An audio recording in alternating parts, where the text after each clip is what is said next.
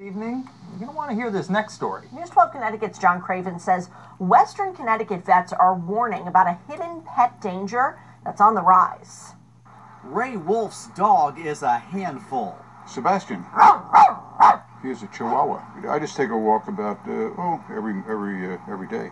They walk here at Winslow Park in Westport, but on trails like this, vets are warning about a growing danger: snakes. There does seem to be an increase of encounters with snakes. John Nowinski runs the Emergency Animal Rescue Service in Shelton. They're getting a lot more calls these days about snake bites. It tends to be along the nose of animals, along the throat, things like that, because their heads are what the snake is, sort of seeing and getting closest to. Even non-venomous snakes can cause swelling around the neck, making it harder for dogs to breathe. Would you know what to do if Sebastian got bit? Go see a vet quick. For most bites, vets say you have up to 4 hours to get to an animal hospital. You have vet wrap and cotton wrap. In the meantime, carry a doggy first aid kit with wraps, peroxide, and a pair of simple disposable gloves. When you walk your dog, do you ever bring a first aid kit? I do not.